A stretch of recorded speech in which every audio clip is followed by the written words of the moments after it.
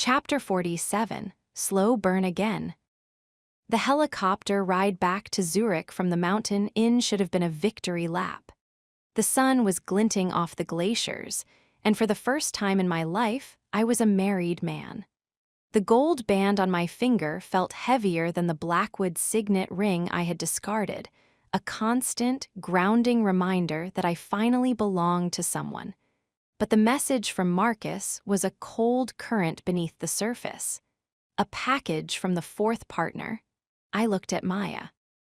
She was staring out the window of the chopper, her wildflower bouquet resting in her lap, her white silk dress glowing in the morning light.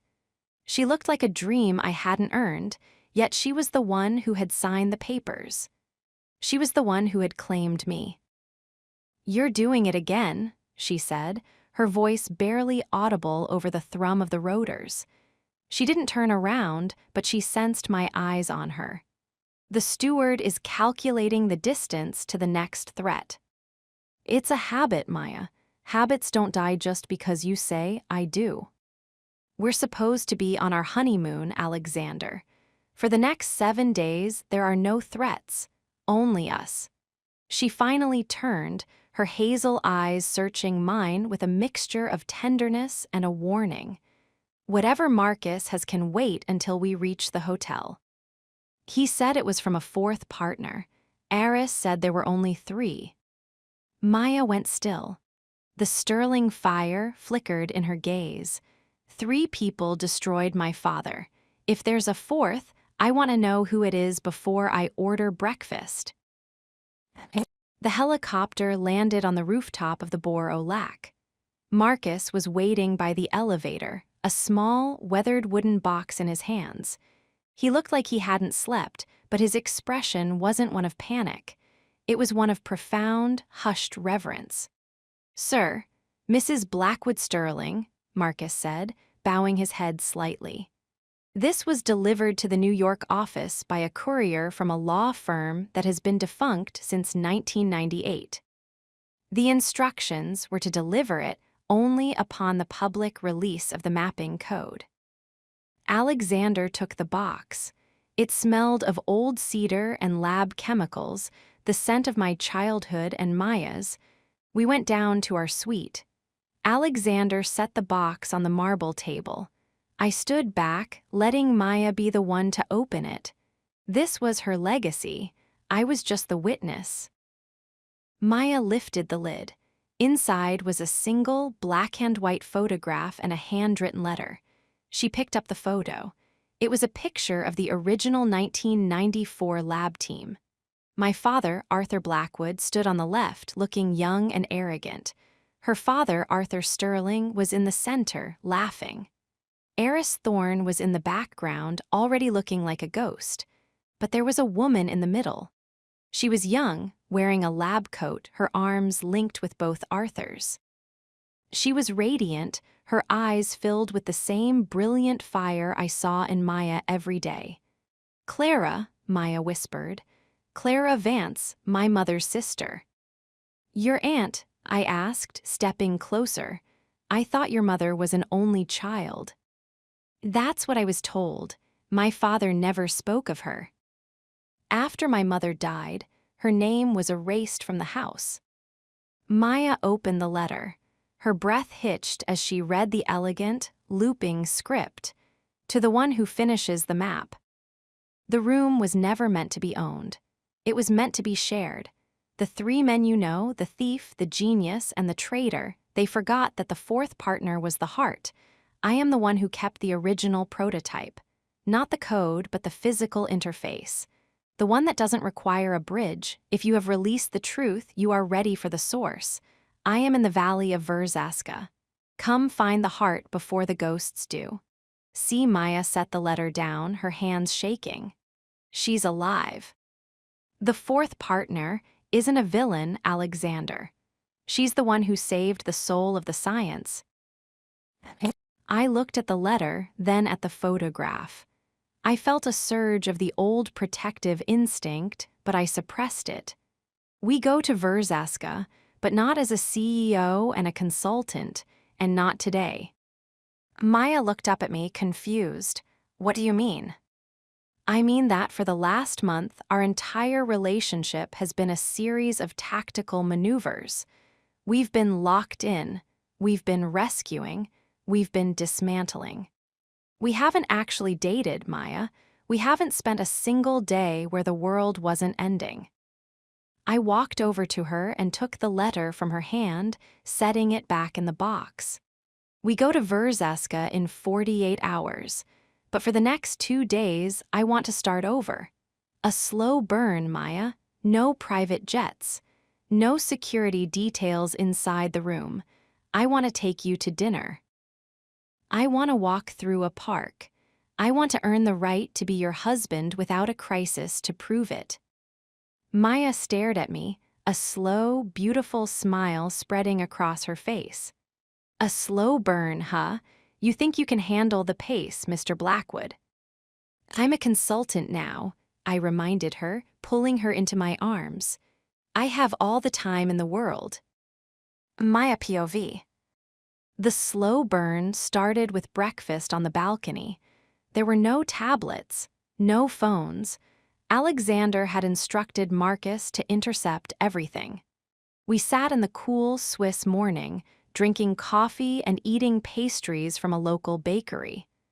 Alexander was wearing a simple gray sweater, his hair messy, his eyes focused entirely on me. It was terrifying. Without the noise of the board or the threat of Sado, I realized how little I knew about the man behind the suits. I knew his coffee order. I knew his tactical style. I knew the way he sounded when he was desperate. But I didn't know his favorite book. I didn't know what he dreamed about when he wasn't dreaming of acquisitions. Tell me something true, I said, leaning my chin on my hand.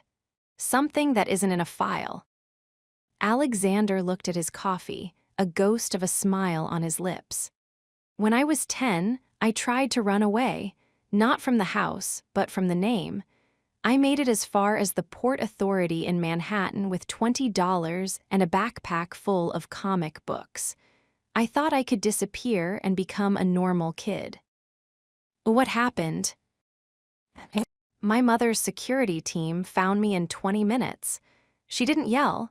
She didn't even mention it.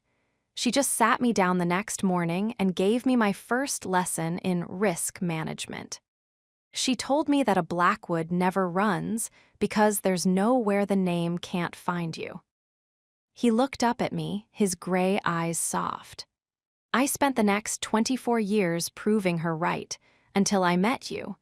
You're the first person who made me realize that running isn't the same as leaving. Sometimes you have to leave the room to find the world. I reached across the table and took his hand. Well, you left the room, Alexander. Welcome to the world. The rest of the day was a revelation.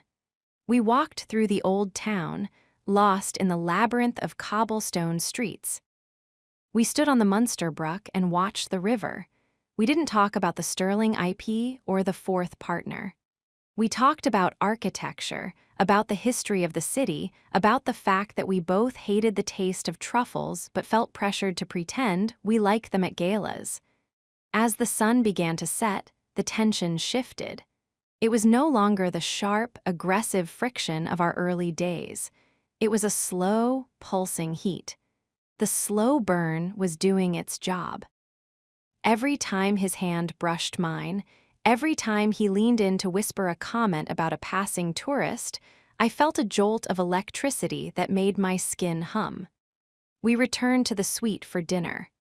Alexander had ordered a simple meal, pasta, wine, and a salad. No silver domes, no white glove service. He poured the wine, his movements graceful and unhurried. He was watching me with an intensity that made the air in the room feel thick. The consultant was gone. The steward was gone. There was just the man who had seen me at my worst and decided I was his best. "You're very quiet tonight, CEO Sterling," he murmured, setting the bottle down. "I'm just realizing that the slow burn is a lot more dangerous than the fire," I admitted, taking a sip of the wine. When things are moving fast, you don't have time to feel the heat. But now, I can feel every degree. Alexander stood up and walked around the table. He didn't pull me into his lap. He didn't pin me against the wall. He just stood behind my chair, his hands resting on my shoulders. His touch was light, but it felt like a brand. "That's the point, Maya," he whispered, his lips grazing my ear. "I want you to feel everything. I want you to know that I'm not here because of a contract. I'm here because I can't imagine breathing without the scent of jasmine." He slid his hands down my arms, his fingers interlacing with mine. He pulled me to my feet and turned me to face him. The candlelight danced in his eyes, making them look like molten silver. "No more rescue missions," he said, his voice dropping to a low, seductive rasp. "No more secrets, just a man and his wife in a room that belongs to them." He kissed me, a slow, deep, and agonizingly tender kiss that tasted of the wine and the future. It was a kiss of courtship, a reclaiming of the intimacy we had shared in the dark. I reached for the buttons of his sweater, my hands steady. The slow burn was reaching its peak. I wanted him, not the billionaire, not the hero. I wanted the man who had tried to run away with a backpack full of comic books. Alexander POV. The physical connection was a language we both spoke fluently, but tonight the dialect had changed. As I led Maya toward the bedroom, I felt a sense of reverence that I had never known. For years, I had treated sex like another form of dominance, a way to secure an asset or manage a desire. But with Maya, in the quiet of this Swiss night, it was a surrender. I laid her on the bed, the moonlight casting her in silver and shadow. She looked like a masterpiece, dark hair spilled across the white pillows, her eyes wide and searching. I moved over her, my weight a promise of the devotion I had vowed. "I love you," I whispered, the words no longer a vulnerability but a foundation. "I know," she breathed, her hands sliding up my chest to my neck. "And I love you, Alexander." The intimacy that followed was slow, sensory, and absolute. I touched her with a precision that had nothing to do with logic and everything to do with the heart.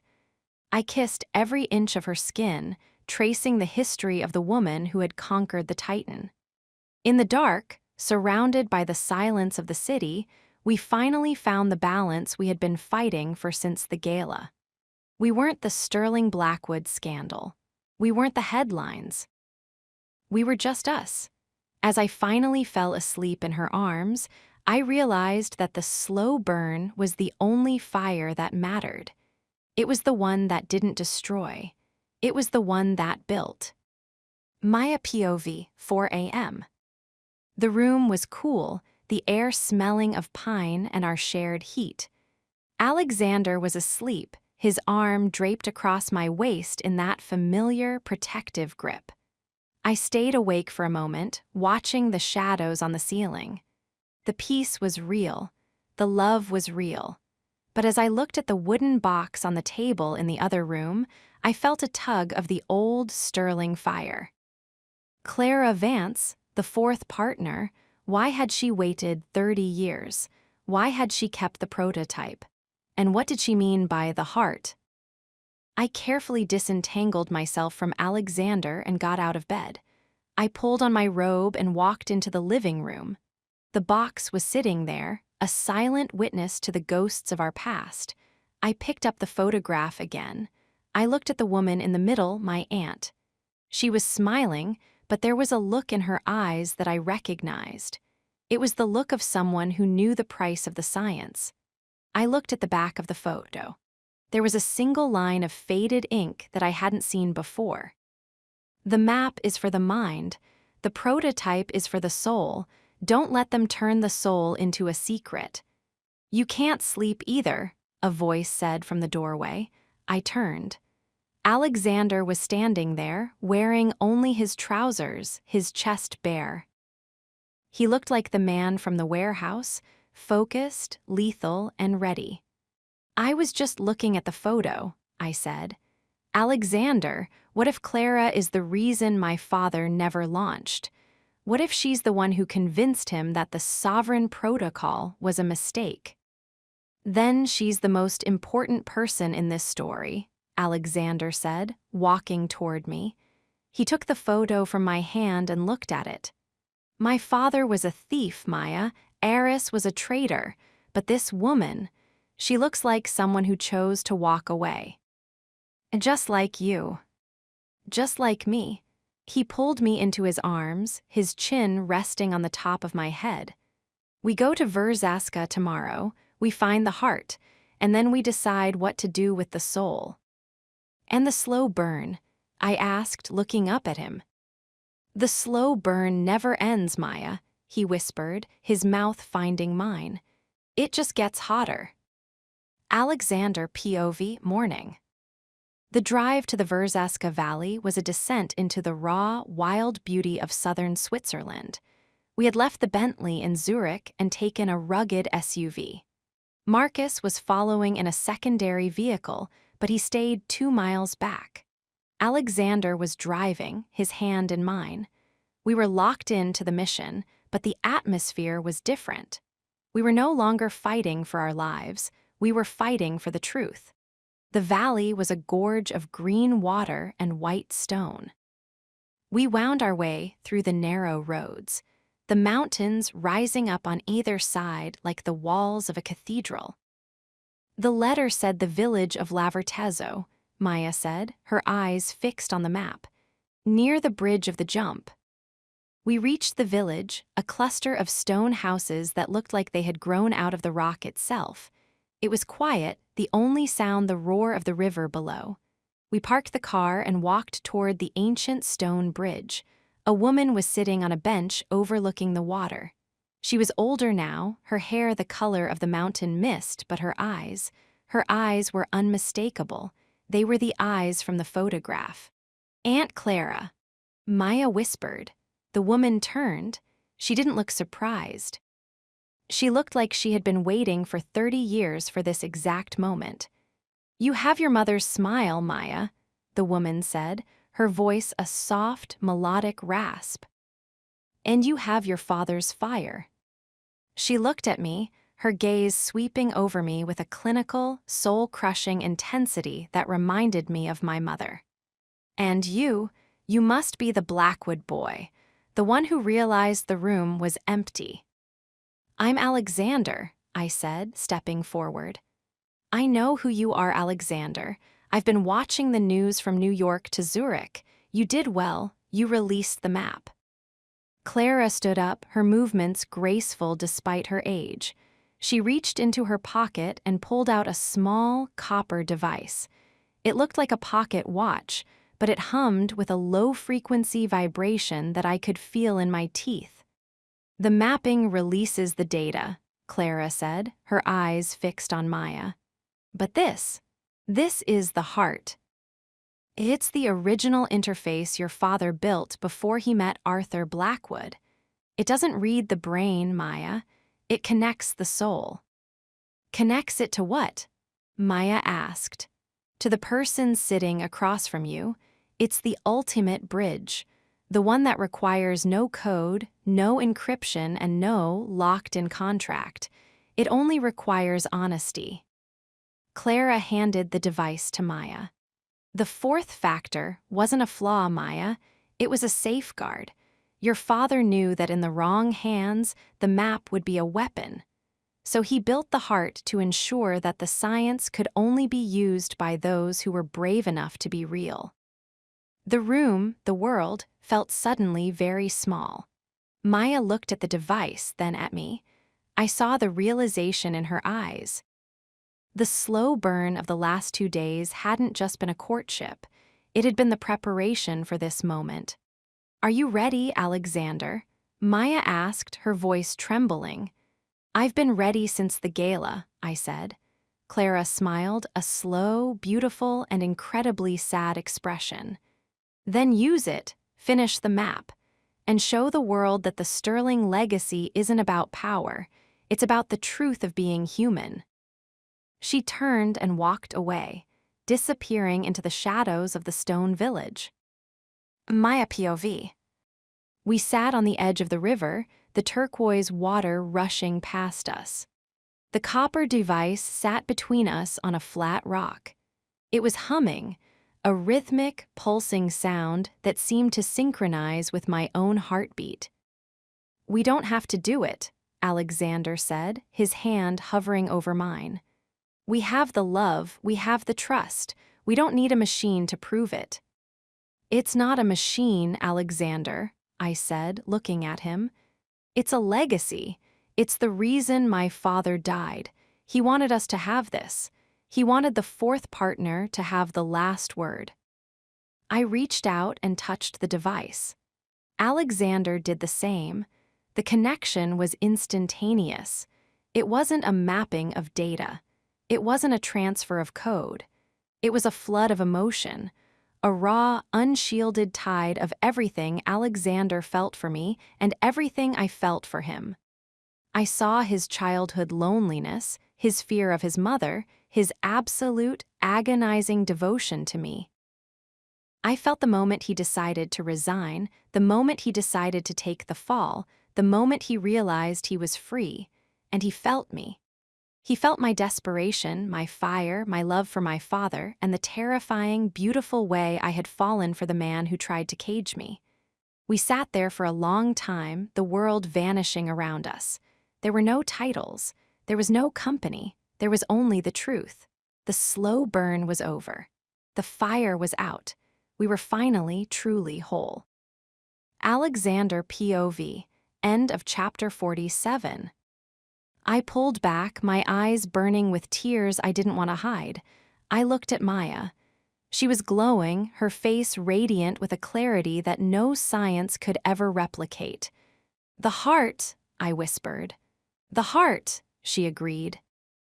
The fourth partner had given us the final piece of the puzzle. The sterling legacy wasn't a corporate asset. It was a human connection. I picked up the copper device and handed it to Maya. "What do we do with it?" "We keep it," she said, her eyes flashing with that familiar fire. "We keep it as a reminder, and we use the foundation to ensure that every person in the world has the chance to find their own heart." We stood up and walked back toward the car. The sun was setting over the Verzaska Valley, the mountains turning to pillars of violet and gold. The claim was ours. The future was waiting. And as I leaned down to kiss my wife, I realized that the locked-in era had finally, truly ended. We were free. And we were finally, perfectly together. Next chapter, chapter 48, his soft side.